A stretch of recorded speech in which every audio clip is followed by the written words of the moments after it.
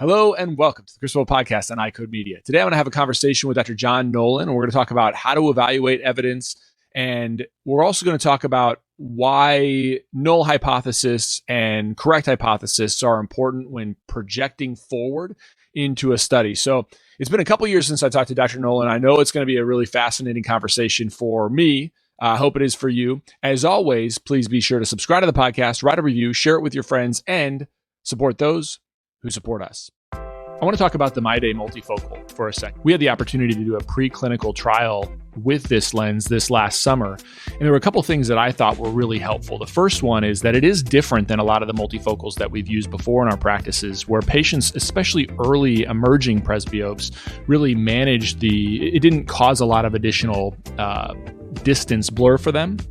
And the other thing that was really helpful was, because we've never been involved in a clinical trial before, was to understand the sort of questions that we might ask our patients. And we ask our patients a lot of questions about their satisfaction with a contact lens, but what we weren't doing was actually having them score that themselves.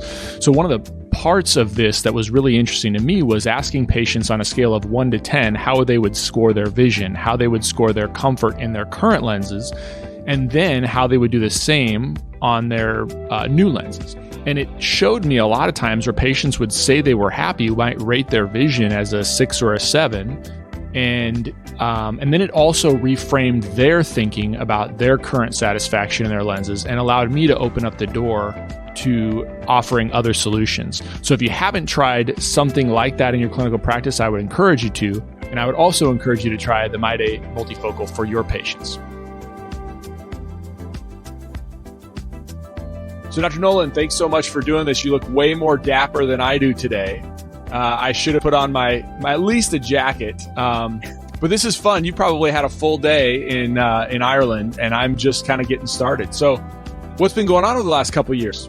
Yeah, I've had a full day in the sunny southeast. As you can see from I'm in my office now, and you can see maybe out the window the beautiful green of Ireland. So that's our lovely greenway, which I have the pleasure of looking at every day. So yeah, we're on that Friday feeling, I suppose. It's been a good week with everyone. Lots going on as always at the NRCI. The researchers are doing so well, really strategizing now for the next phase of projects that we're running. But also, I suppose there's been a lot of work in preparation for our Bond conference, which happens this summer in Cambridge, UK. So this is our network of carotenoid scientists where we all get together and in a very positive way challenge each other on the science and network, and this is really the platform where we see the next big idea or the next group of scientists that can bring so much to what is a multidisciplinary piece of research. So yeah, it's good. It's good.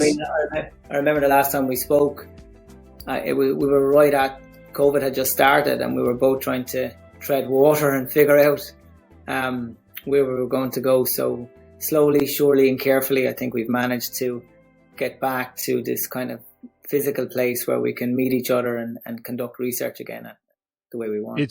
It's really surreal when I go back and I don't listen to many of my podcasts historically, but I go back and listen to some of the podcasts that I did in basically a year ago, and you could feel the stress in my voice. I can hear it, and I can feel how like the weight of the world felt like it was on my shoulders. As a business owner, you know this, as a business owner or practice owner, you're trying to make sure that you have a place for your people. And so it's just a really weird spot. And I listened to that and I'm like, oh, I can tell how stressed out I was.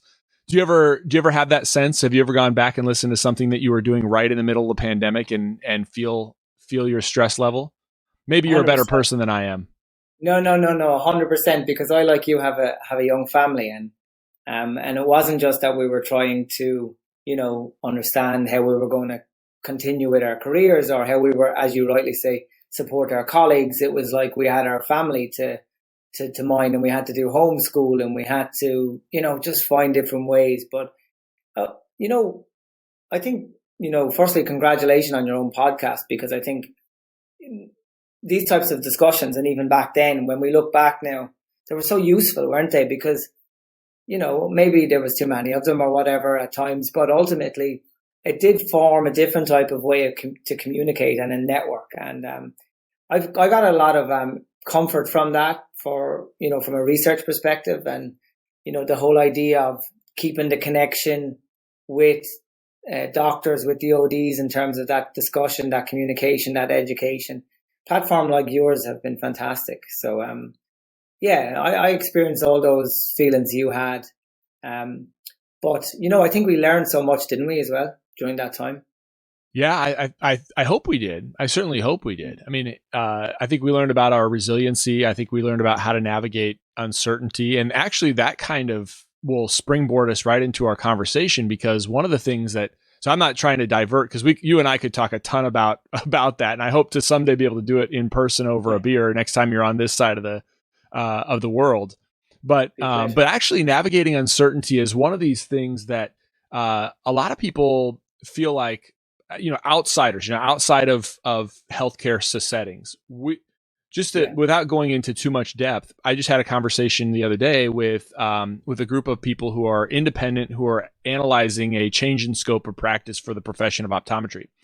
And you mentioned this rigorous debate that goes in with the carotenoid evidence and the scientists that get together and go back and forth. And what most people don't see is that in healthcare, in science, and I think we got away from this, at least in the United States, our media did not do a good job during COVID, highlighting the nuances of rigorous debate that goes on in scientific communities and in healthcare communities. And so to try to, discuss that debate and how you can know different things are important, and how you can know that, some evidence is valid and some evidence isn't. Those are nuances that my suspicion that the general public and even, doesn't appreciate fully. And so, for example, when we think about glaucoma, you can get, 100 experts. I mean, top of the, world-class experts in glaucoma, and you can get them all in a room, and getting them to agree on one case about whether they should treat or, increase treatment or do this surgery or that surgery. You're not going to have that happen. And so I think there's this idea in the public that in healthcare, it's like, oh, well, if John Nolan does this, and then everybody's going to do that. If this study tells us this, then everybody needs to do that. And so I guess my whole diatribe there is to say that, these discussions are way more nuanced. They're way more fun to have. But in order to springboard into those conversations, we've got to understand the hierarchy of evidence. And I wanted to just start kind of by talking about how you view that and why that's important to you as a scientist. Yeah, I think it's a perfect preamble into what we want to discuss today. And, I think the whole element here of and the whole point of this is the evidence base, and if you think of it let's just think of it from an optometrist perspective, he or she has so much going on, busy practice, all the stresses of running a practice or being part of a practice and delivering a good service for the patient. When something new like macular nutrition comes to play, and this whole something that they weren't trained in, if we were to think about it, classically nutrition is a relatively small part of optometry training, and ophthalmology training, and then we're saying as scientists, oh, you should do this because we have evidence to suggest you should do so. And even the best study, and we'll talk today about the levels of evidence, but even the best study might have so many limitations that need to be addressed maybe for the next study. That's why there's always a next study. There's always a new way we can do things. But to answer your question, I think, if, optometry and eye care is to embrace in nutrition, for example, and want to know how to make the right decisions in order how to do that, I think living in a currency of peer-reviewed scientific evidence is the safest way to do that. But there's a couple of key assumptions, right, within that. And it's good because I'm going to kind of address some of these today. Even if it's peer-reviewed publication, which what I've been saying from the podium to the hundreds and hundreds of ODs that I've spoke to across America and so on, that, peer-reviewed is the way to go. But even within that, there can be challenges if the peer review isn't appropriate, or if the methodology isn't state of the art, and, if the study design isn't optimal. So I think there needs to be an understanding of the different levels of evidence and the different types of evidence. And if we, what I might do actually, it's probably a good time to share my screen. Yeah, just go ahead and share it. Let's see what you got. Yeah. So what we see here now is the pyramid in terms of levels of evidence. So the first thing to say here is, in terms of levels of evidence, what doesn't even get in here is something like a magazine article that has, maybe a story, or some company may, get someone to write an article and it gets put into a magazine article, an optometry article. That's not peer reviewed. Now, I'm not saying that what's in that content is not valid. It may have some information that's very useful. But I suppose the first point to say is that be very cautious in terms of the information that you're getting that exists within the non-peer reviewed world. Okay. So essentially what the peer... So yeah. Professor Nolan, just so I can summarize what you're saying for people who are just listening, is everybody remembers this pyramid of evidence. And just, the base of that, kind of the lowest portion of that is animal laboratory studies. Then we have case reports or case series, case control studies, cohort studies, randomized clinical trials, and then, obviously meta-analysis, and then clinical practice guidelines on top of that. Exactly. So I wanted to point that out for those people that are listening. And I think to your point about, kind of, it's derogatory, I suppose, but I call them throwaway journals. They're not, it's not that they're not valuable. I think they are valuable, but nobody kind of collects those journals and archives them generally. They read them once and then they toss them in the can. So that's what you're referring to is those types that aren't. That's right. And it's those articles, and, as you've just said, maybe there's some value in them, but in terms of certainty, in terms of taking levels of evidence and certainty around evidence, that, if it says that a particular nutritional supplement is good, well, of course the magazine is going to say that, because surely some organization that's selling that supplement is sponsoring that, and so on. So in theory, at least, the place that we can draw our information from, where we can make decisions in the clinic setting, would be to look at the peer-reviewed science. And that's typically a platform which is a scientific journal, ideally a journal that has a high impact factor, which means it has a high readership, and that the reviewers within that system are expert enough to look at a new piece of research. So research has to always be related to some type of hypothesis. And a hypothesis, quite simply, is, it's an idea of something that we don't know because it hasn't been tested properly or it hasn't been shown before. Okay. So that's how we progress science and thereafter inform medicine, clinical practice. You see, if you look at it on the slides here, you can see at the top of that. Ultimately, that's the ultimate dream of a scientist, that you can contribute to peer-reviewed science that finds its way into the clinical situation, because that means that we're affecting society in a positive way, particularly in our area of research where we're looking at human health, nutrition, macular pigments, and so on. So looking at all of these, and all of these types of peer-reviewed studies will have value. And as you've labeled them, I'll just quickly go through them again. The case reports are something that would be classic in when I look at speakers, maybe from optometry practice, that come to, say, COPE events and so on. They may be presenting case experiences, and they may be and typically they're pretty excited about individual cases. And this happens in medicine as well. We see it the whole time. And sometimes cases are very useful, but they're also very limited, because they're exactly just that. They're just cases. They're just examples of what might happen with a very small, sometimes even only one sample, one case.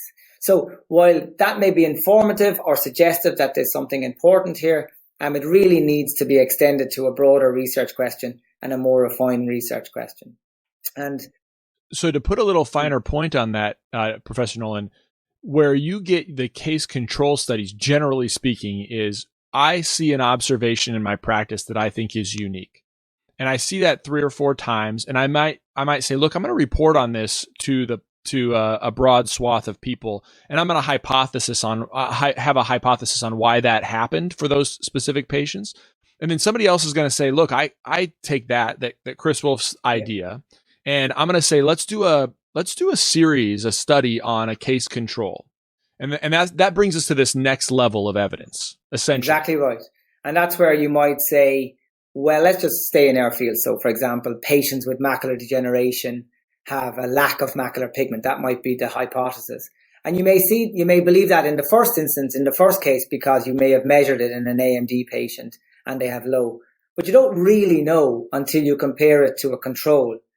And the control here, by the true definition, would be a patient of the very same type of genetics, age, profile, that doesn't have the disease, but yet has this lack or this deficiency of macular pigment. And if you show this piece of research in that case control, now we have a little bit more evidence to believe that it may actually be the case. Okay, does that make sense?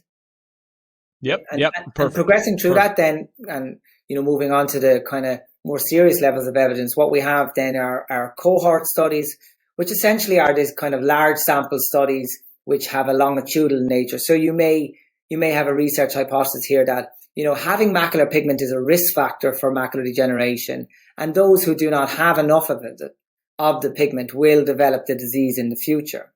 So how would you test that? Well, it's very difficult, and it's why it's a high level of evidence, because you have to have a lot of people with those measurements performed, and you typically will have to follow them over a period of time, typically longitudinal investigation. So ultimately follow them throughout the years, throughout the decades, to see if that hypothesis was correct. So very, very expensive type experiment to do, very difficult experiment to do. But if you can do these large longitudinal experiments, they can be very, very valuable indeed. And then I suppose the area that the listeners and the viewers may be more comfortable or familiar with would be when we talk about these randomized clinical placebo-controlled trials. And these are really what we kind of specialize at the Nutrition Research Centre Ireland, where we have, in our case, various interventions that we believe are going to be effective. They're going to help increase the macular pigments, and they're going to improve vision and so on. And that's our hypothesis, our test hypothesis. But in order to test that, again, a very difficult experiment, when it's done correctly with state-of-the-art methodologies, very expensive to run. And it doesn't take just one individual or one skill set, say optometry. In this situation, you're looking at multidisciplinary, you're looking at statistics, you're looking at experimental science, you're looking at vision science, you're looking at running clinical trials, you're looking at all of these brought together. And we're going to today speak about CREST and the work that went into the CREST experiment in part, and took 6-7 years, even post getting the funding to do it, to deliver the experiment, to interpret the experiment, and to publish the experiment. And that's why we put so much value on the likes of the CREST trial, which was conducted in the way it was. And then I suppose the pinnacle of all this, as I said, is to get it to use in clinical practice. But this other type of peer-reviewed paper, where what we call a meta-analysis or a systematic review, which is where independent qualified experts will look at these research questions and will look at the totality of the evidence. So taking everything from the case studies up to the level 1 evidence, which is your randomized placebo-controlled trials, and basically making an assessment, and there's strict rules on how you would do that, as to whether the hypothesis is actually a true hypothesis and something that brings value and thereafter gets to be used in the clinical practice. So when we let me pause you there really quickly, because I think this next piece is important. But you talked about funding. When you get to the portion of a randomized control trial, and it's quite expensive, where do most researchers get the dollars for that type of funding? Okay, so we typically will do what we call a competitive grant assessment. So what we'll do is we look at what funding agencies. In our case, we've got significant funding from the European government, so essentially from the taxpayer. So there's certain monies, and in America, you look at the NIH, National Eye Institute, which is similar. That's essentially government taxpayers' money that goes in, and essentially these organizations will set up appropriate research calls. So ideally a call is you want to fix a particular problem. So when I wrote my CREST protocol for funding through the European Research Council, there was about 2 years preparation in just writing the experiment, because you will only get the funding at the level we did, almost 2 million euros, if you have a study design that is very well developed, well informed, state of the art, suitable to address the question. So to answer your question, we get it from independent competitive grants such as the European Research Council for the CREST study. And so I think that's important to think about, is that, a lot of your research has been used by specific companies, right? And we don't have to disguise that. But I think the underlying funding, which I wasn't aware of, is coming from sort of this independent governmental agency that helps drive the evidence, which I think is pretty important. I think it's an important point to point out. Yeah, why not? So let me ask you this then, like what's the next threshold step between going through a randomized control trial and then saying, look, I want to prove this through I guess it would be a European type of FDA. What would be your step in going through that type of process? What would that look like? Or is it not an issue with supplements? Well, I think it can be enhanced, and I think multi-centered efforts. We're already seeing it, that other people kind of take the ideas from the research question. In our case, it was the use of the triple carotenoids, the 3 carotenoids, and that's replicated elsewhere. Ultimately, the goal now is that this science is used where we go and we speak to government to make it appropriate that, these types of safe nutrients, which are validated now, which have efficacy, which have demonstrated benefits for patients with macular degeneration, for example, that there's a bigger effort kind of from government to make it feasible for patients and doctors to get access to those. But I want to go back to one other point that you made, because I agree with you. It's truly important. The whole concept. Well, Nolan is saying, the 3 carotenoids because he's done all his work with MacuHealth, for example. Absolutely right. That's the case. But it's good that you've shown the light on the reason for that. And the reason for that is, just like everything we do in our scientific experiments, is we want to have the best way to measure macular pigment. We want to have the best way to measure visual function. Part of the statistical methodology, and study methodology rather, here is having the best supplement. We didn't just pick the MacuHealth supplement. We spent nearly 15 years testing all types of supplements. It was when we got access to the MacuHealth supplement that we started to see in single blind experiments much better results. So therefore, it only made sense that was the supplement that we selected to use in our major European trials. Okay, and that brings us to the idea of a hypothesis. You can have a hypothesis that is one way, and if you're using a supplement that you believe doesn't, based on the evidence that you've evaluated, isn't going to perform a way, then you could do a whole entire expensive CREST study, and then you have to wonder, did it work? Did it not work because it was a bad product, or did it work? So I think that's kind of the next point, and I'll let you kind of talk about your perspective of a null hypothesis. Yeah, no, thank you, and you're right. Because like we've published papers pre our most trials, which were mesozeaxanthin trials, where we had been using lutein, and in some of the cases, the lutein wasn't even getting out of the tablets because it was so encapsulated in the hard tablets. Patients were getting very little response. And how did we know that? When we look now retrospectively, even at our blood data, there was very little benefit from taking those interventions. So essentially we were comparing placebo to placebo. And then the other problem was when we started to use lutein, albeit in a kind of more bioavailable pure form, we still saw this non-responder, this large percentage of the population that were not getting any benefit in terms of their macular pigment from this type of intervention. And it was all of this evolution of the idea that led us through the use of the 3 carotenoids, which took us to our research question, which was the null hypothesis is basically, in the context of macular pigment, was basically the hypothesis that I was trying to disprove. So the null hypothesis in the context of the macular pigments and the macular carotenoids says that taking the carotenoid supplements has no benefit in macular pigment or vision. So as the researcher, we were trying to disprove the null hypothesis. So in order to do that, we had to conduct an experiment that had the appropriate supplement. As you know, we use MacuHealth that had the appropriate measures of vision. We measured contrast sensitivity, and we've spoken before as to why contrast sensitivity is such a sensitive measure.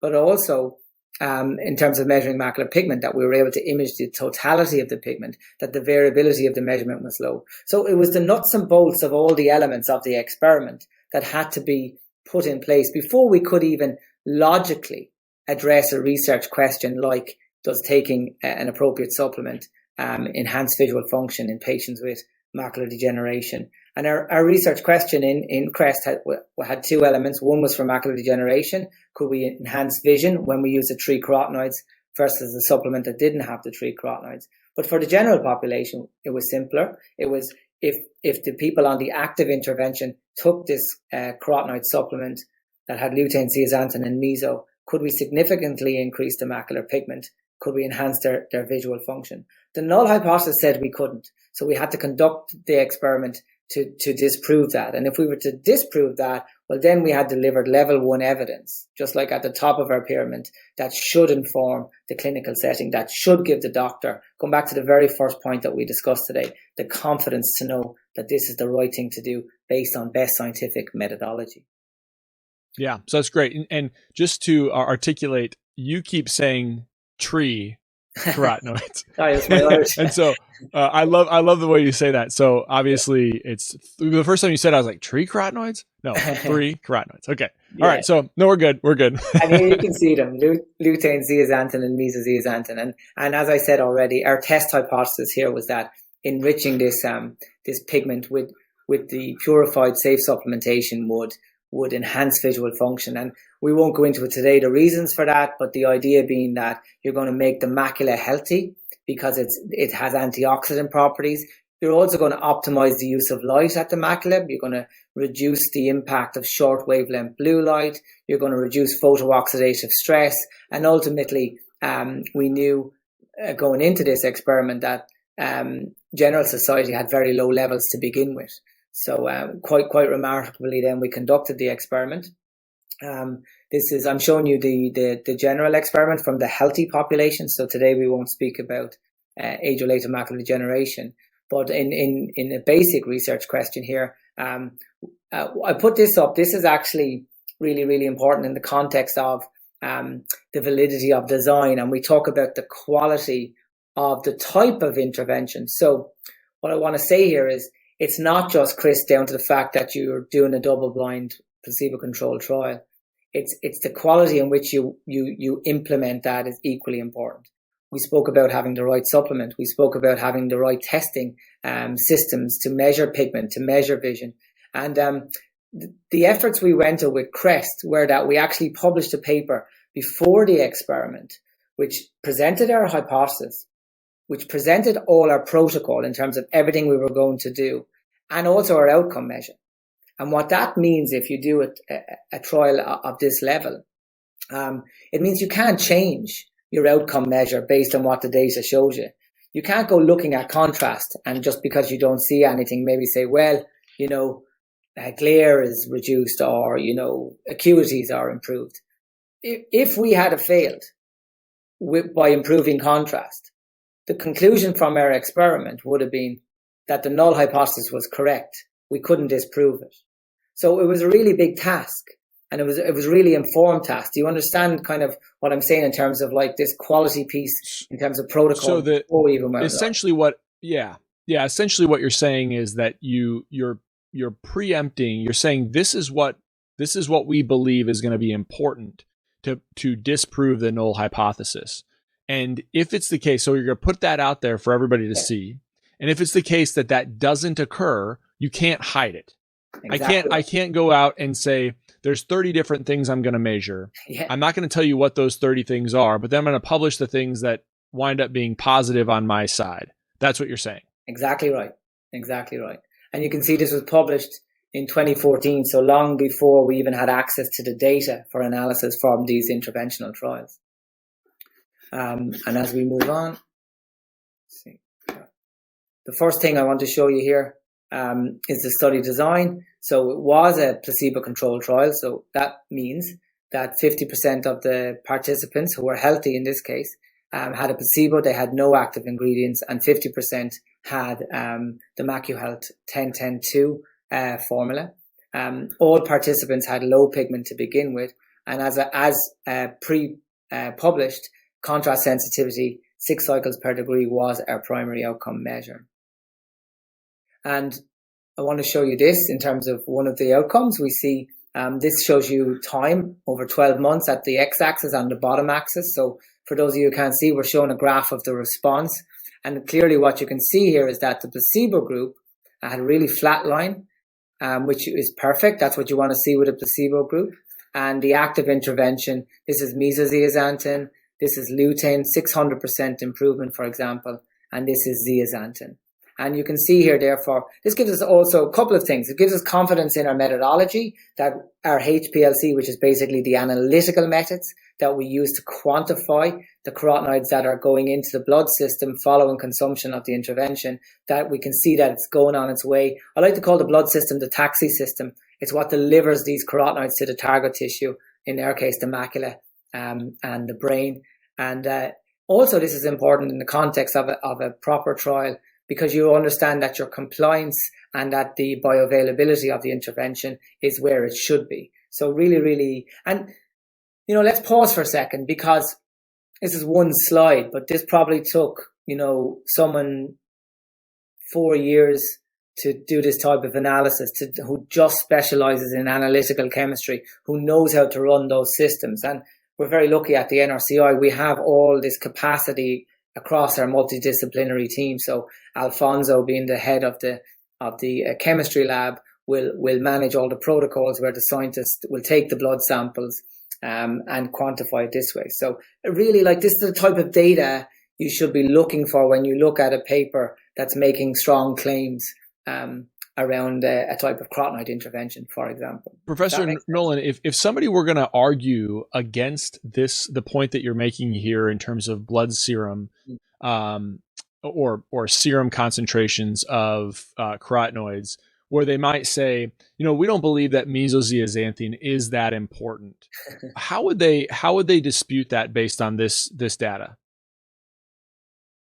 Well, it's quite difficult too, because what you learn from it is that you learn that the human that consumed on average, and it was across all of them, you can see the narrow standard errors, they all got a significant change in their mesozeaxanthin. One of the things that may and has wrongly been disputed over time was that by taking mesozeaxanthin, you're reducing the other carotenoids, right? Right. And tell me about why that's not the case.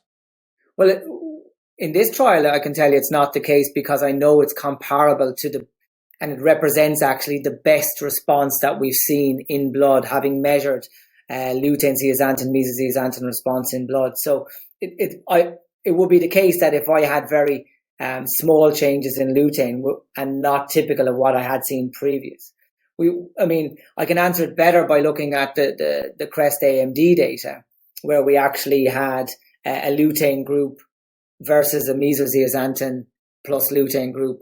And in summary, the lutein response was identical. So it clearly doesn't have that competitive effect. And it makes sense to me that it wouldn't at the levels that we had worked with. And the other point, Chris, is that this was all following informed previous work. So we didn't just go to 10-10-2. We had spent years. I'd worked up as high as 17 milligrams of mesozeaxanthin in one experiment. And ultimately, it was informed science that showed us that having 10 milligrams is giving you the optimal amount. But I'm glad you asked the question, because it has been a misconception within our field. And here you can see that these humans on the active in CREST did fantastic in terms of their response, right? And so to amplify that a little bit more, because I'd like to get your opinion on this as well, is, it's not even just about the serum levels, but what actually is contributing to the macula as well. And so what you're saying is that the 10-10-2 is superior and doesn't lead to competition of just straight lutein and zeaxanthin, and prohibit a macula from causing conversion of zeaxanthin or of lutein into mesozeaxanthin. So that's the other kind of side of this, is that you can get the serum levels up, but that doesn't really matter, because your macula is going to convert everything anyway. So you're just competing with other forms. So what are your thoughts about that? I mean, I know you alluded to it, but how do we know that isn't the case? So we know it's not the case in the blood. Let's look at the macular pigment itself. So here you can see actually the tissue. And here you can see the placebo group then showing your exactly what you want, again, validating our measurement. Well, can you see the macular pigment response here, Chris? This is the macular pigment volume, and this is the central part. You can look at either the peaks or the entire volume. And a couple of things. 100% of the participants that took the MacuHealth 10-10-2 intervention had a significant response in their macular pigment. So everyone got benefit. So it gets from their gut into their bloodstream, into their macular pigment. Yeah, so essentially it goes from the gut, it has to be microencapsulated, it goes through the intestine, into the lymph system, and then into the blood system and delivered to the target tissue. But taking a step back, my first point is that if you don't change the blood levels, you have no chance in changing the tissue levels. And in order to know if you change the blood levels, an experiment at a basic level would have to measure blood carotenoid response as a primary, because otherwise you're making assumptions. So we achieved that. And then we're moving in, as you rightly say, well, let's look at the tissue. Here we can see the tissue. See a couple of things here. We see that everyone is responding, but also, Chris, and something I really want to highlight here, and I've said this in all my lectures when I'm doing my COPE lectures in America, and it's in the paper. Changing macular pigment is a commitment to good nutrition, a good supplement. It takes time. It's not a silver bullet that happens overnight. It's a whole change to how the person behaves in terms of their nutrition, their lifestyle, and the use of the supplement.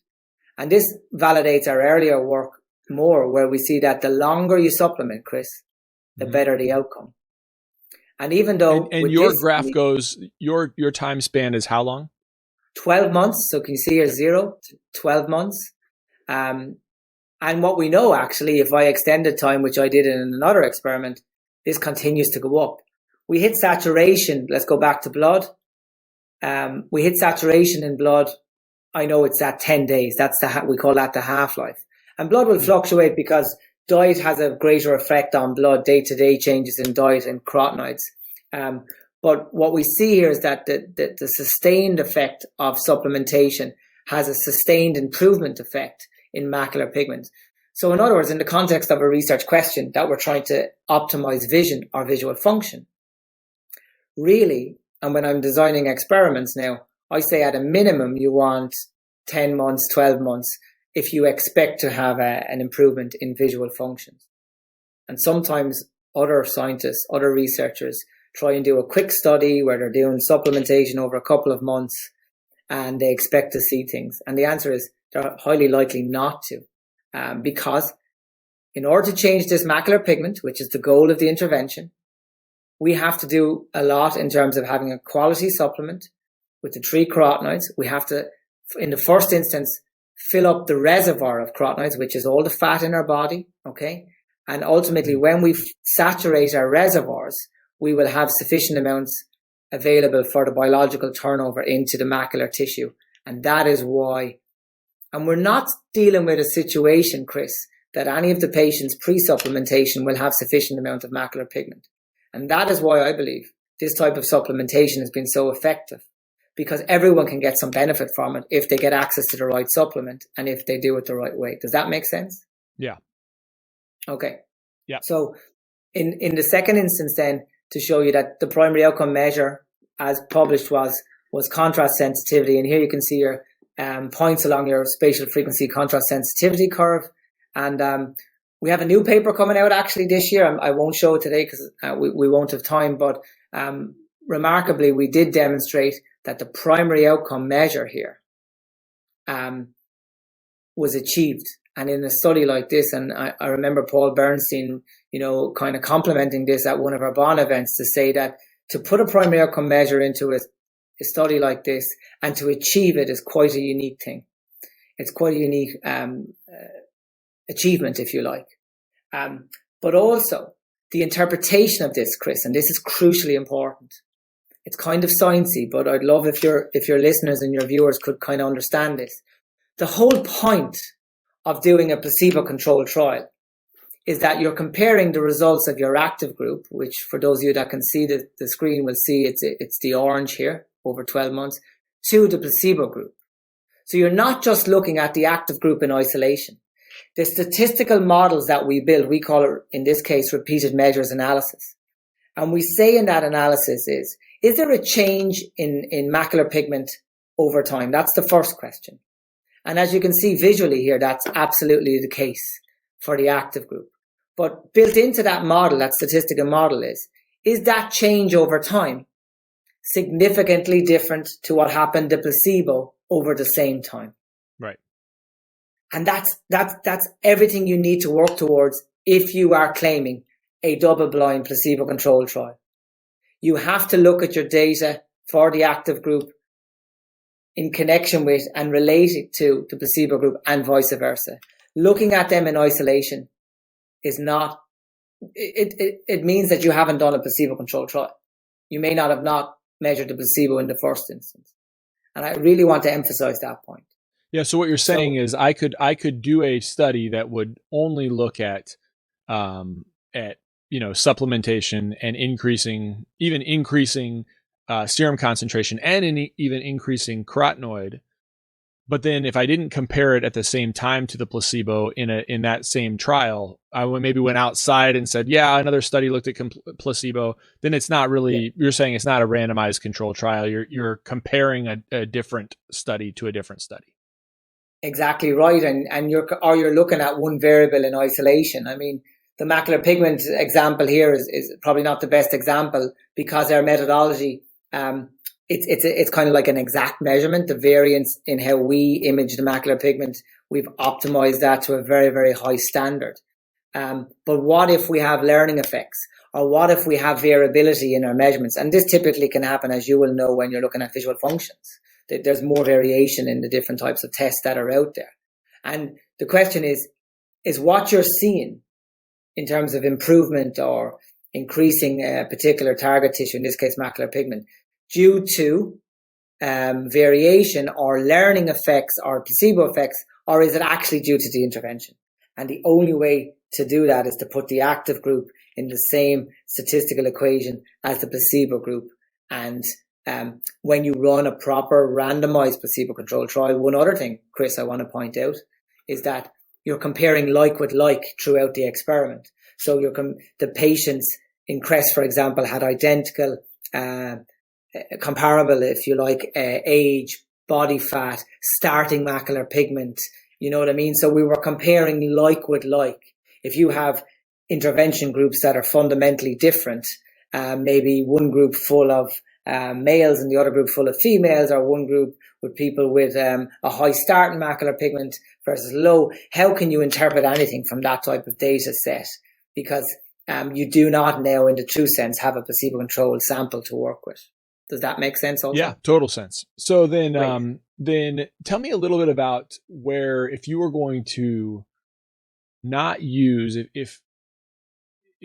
well, you don't have to specifically talk about studies or a specific study, but if you were talking about a null hypothesis and why that's so important, and if you don't have it, where you'll fall short, can you talk about that a little bit? Yeah, well, I actually do have a study. I have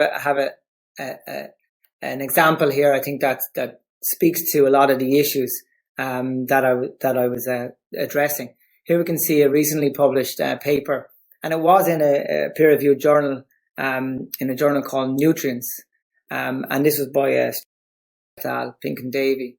And if we look at this, their research hypothesis was I had a keen interest in this because it was macular pigment also. And the aim of this experiment was to evaluate changes in night vision function in individuals that took carotenoid supplements over a 6-month period compared to placebo. And if you look at the title of this, it's claimed as a randomized placebo-controlled trial. Okay, so the study is night vision and carotenoid, a randomized placebo-controlled trial on effects of carotenoid supplementation on night vision in older adults. So I'm going to pause there. If you're saying that right now this example isn't a randomized placebo-controlled trial, how do the reviewers at Nutrients allow this to come through? What happens? Because from a lay clinician, right? Like, my thought is, if I see something published in a journal, I can rely on the reviewers on that journal to weed out. Because what I'm thinking you're going to say is this wasn't randomized control, right? I'm expecting, right? I'm a clinician. I have a reasonably good system to evaluate studies, but I'm not. That's not my wheelhouse, right? And so how do I? So I have to put some trust in a paper or in a journal to do some of the work for me to know that this is something I can trust. Well, how can I even know if this isn't the case? How do I know what happens in these journals that, we don't pick on them, but what happens that this gets through if that's not actually the case? Yeah, so this represents a new challenge in peer review.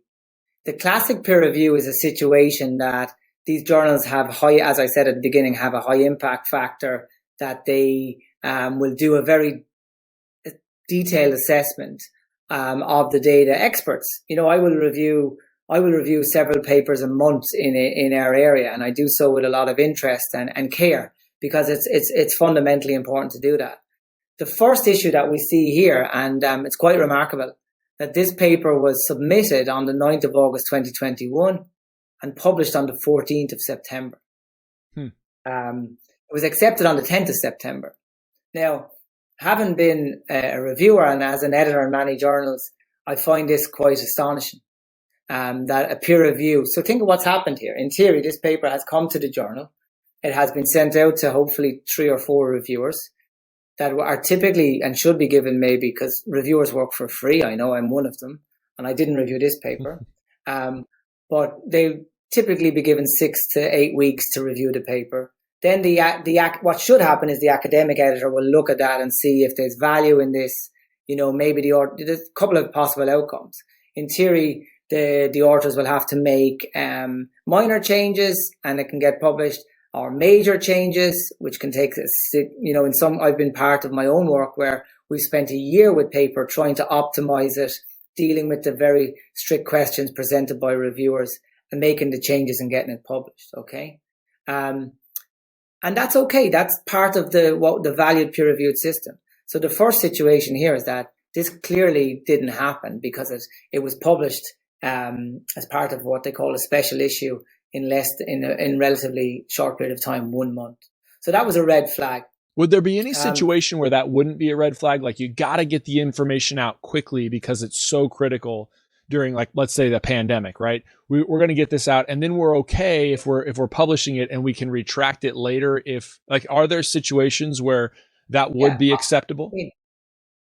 I mean, if it was an excellent paper and if the reviewers of the journal were appropriately skilled to look at the work, and if it was a quick review, basically, of course that could happen. It's very unlikely though that it happens like that.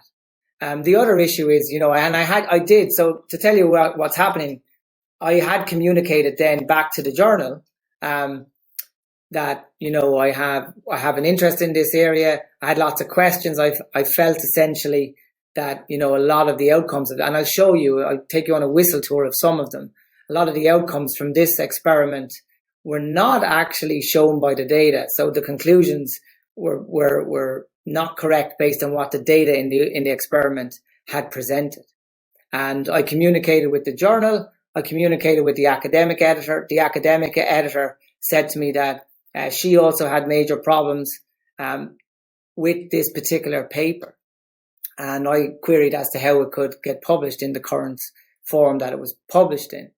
And right now we're at a situation that, and you may be familiar with what you can do. It's called a letter to the editor or a comment to the journal, which again is perfect in the context of science. When the journal receives a comment, scientists may want to comment on something that's positive or something that needs extra work or that they disagree with. And the authors of this paper have the right, of course, then to explain it, or to maybe agree that it was a mistake or it should be changed and so on. So we're still in the middle of that. I'll tell you what's interesting is that it's taken significantly longer to have the letter to the editor published than it did to have the entire full paper published. That's interesting. Isn't that interesting?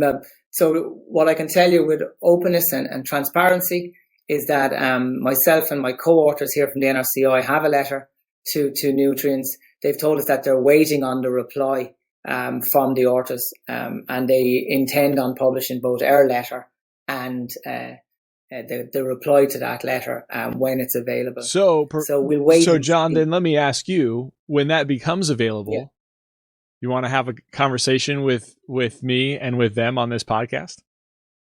I would love it. In fact, again, I'm glad you asked, because how I came across this paper is that I basically saw it on LinkedIn, and it was being heavily promoted by the president of the Ocular, I think it's the Ocular Nutrition Wellness Group. Is that correct? I believe that's in America.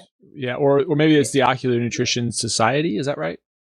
Maybe it's the Ocular Nutrition Society. Sorry, I'm not overly familiar, but I do. I basically commented on once I saw it published that I had some issues with the data. Unfortunately, my post was removed. Who would do that? Because I saw the president of so they can remove that. They can remove that in the settings.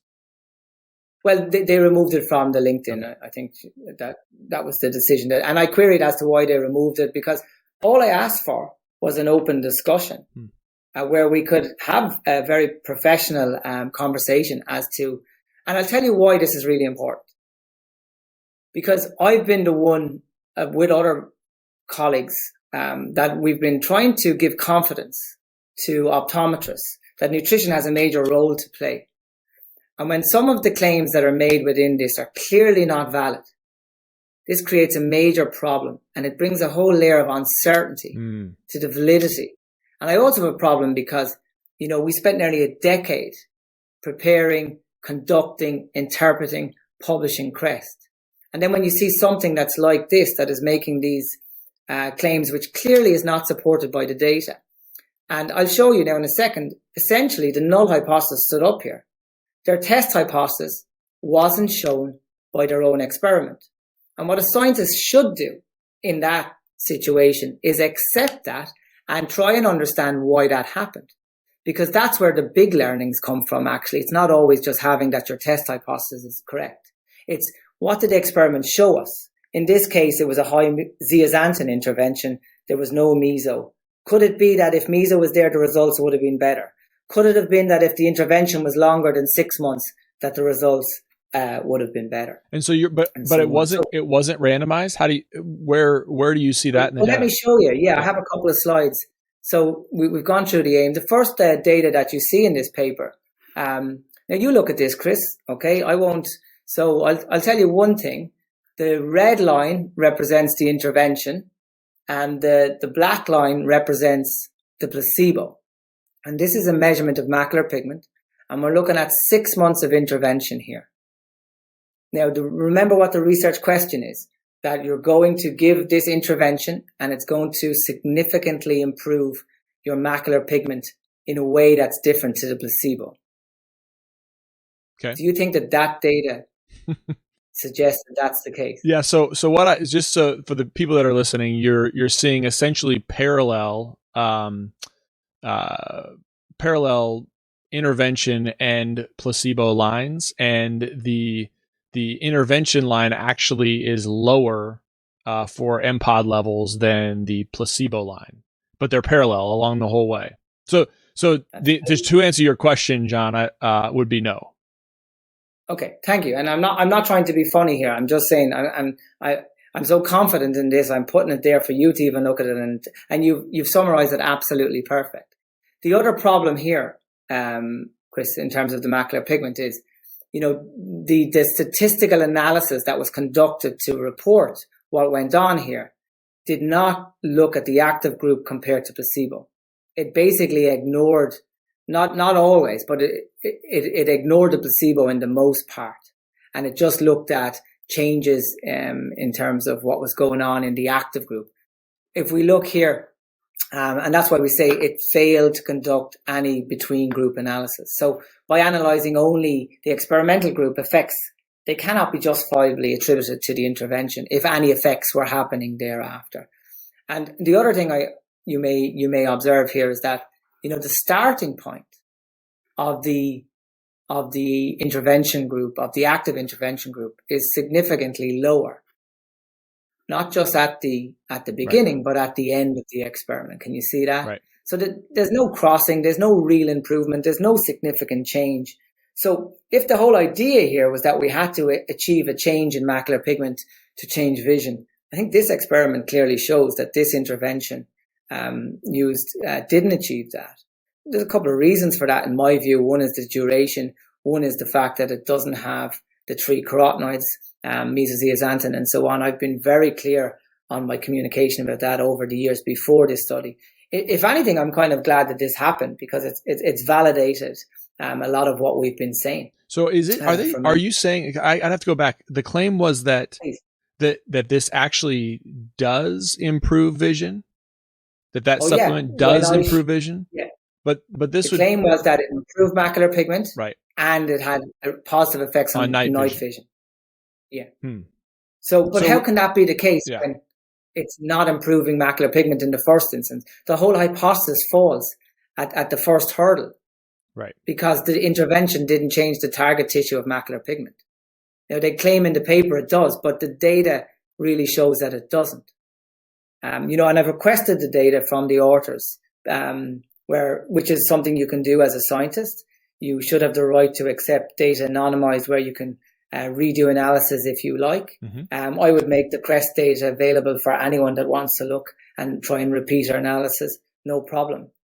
That's another layer of quality that an experiment should have. So I've pointed out some of these already. The baseline macular pigment values between the active and placebo group are not comparable. And at 6 months, and I think you pointed this out yourself, Chris, the intervention group remained lower than the placebo. So the difference in baseline values. And the other thing is, even if they did do the proper analysis, given the significant and stark differences of the pigment at baseline, they would have had to control for that throughout the analysis. And that also wasn't done in the statistical models that were used here. And just some other relatively small points that we can see. Well, they're crucially important, actually. The right eye, the claim here is that the right eye supplement group showed an increase in macular pigment going from 0.35 to 0.41 over the 6-month intervention. But the device used, so they used the quantify system, okay. Used to measure, exhibits a higher retest variability than the type of change, the variability that we see. Well, you brought up devices before, and so what? So obviously there's a different device that you believe is important, or the device really makes a difference in how you're monitoring these. Yeah, we talk about quality, state of the art in terms of assessment. This is a subjective system that doesn't use a peripheral measure in the most part. They tend to not do that. It's highly variable. Their own data shows it's highly variable. The retest variability is as high as 0.18 optical density units, whereas the changes the variation that we see in both active and placebo are lower than that in terms of at the different time points. So you can't claim anything beyond basic variation of the method, is what I'm trying to say here. And I'm not surprised. I'm very familiar with, I've been saying for a long time that these systems are subjective, they're very variable, and this data now, and that of previous reports show that to be the case. So the reported improvements by the authors here essentially are well within the method variability. And like one other piece to the data, actually, if we look, because I've studied all of it, out of interest, if you look at the data on the figure, Chris, so this doesn't match the data in the text. Doesn't match the data in the table. Yeah. So you can see here, what does this value look like to you? So this is the B is the left eye. Okay, so we're looking at the left eye and we're looking at 6 months, and you can see up here, whereas the left eye's mean changed from 0.35 to 0.37, and that's clearly not 0.37.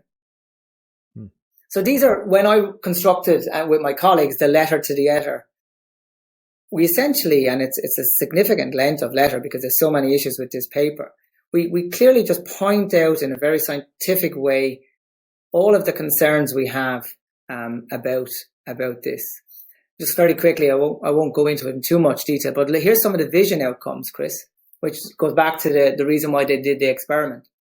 And what do you see here? So we're looking at, in this case, we're looking at reported effects of the active supplement for active versus placebo.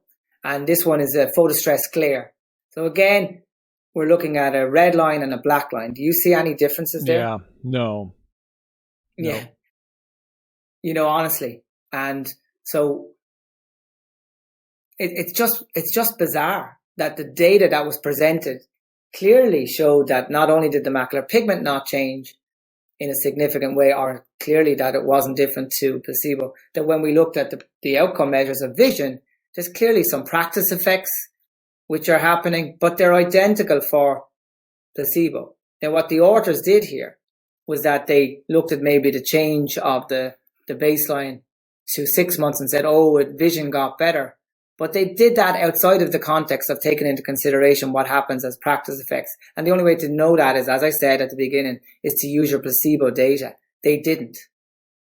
Who paid for this study? Do you know? Did they disclose that in the paper? Oh, yeah, it's in the paper. Yeah. Okay. Yeah.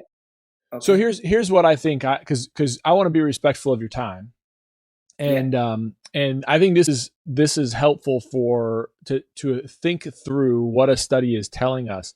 And I'll tell you that, most people, when I think about it, they'll read a headline. The headline will of the article. They'll read the article title, and they'll say, "Oh, that's interesting." Then they'll read the abstract, and they'll get through the abstract. They'll accept most of the conclusions as being accurate. But I find the same thing. I'll read through a study because I'm thinking same thing. It's like, oh, it's interesting. I wonder, that kind of flies in the face of this other thing that I'm thinking about. I want to look at the rest of the paper. And hopefully they align. Professor Nolan, as always, this was another great conversation. I can't wait to have it again in a few months. Hopefully it'll be sooner rather than later. But thanks so much for being on. It was a lot of fun for me. I think this is going to stimulate a lot of conversations, and hopefully it'll bring to the surface some of the things that you hope will be brought to the surface as well. I think the entire community always benefits from a vibrant conversation and discussion between people who disagree, because we can find ways to advance and take better care of patients. So thanks so much for doing this. God bless you. Lovely to see you again, Chris, and keep up the great work you're doing.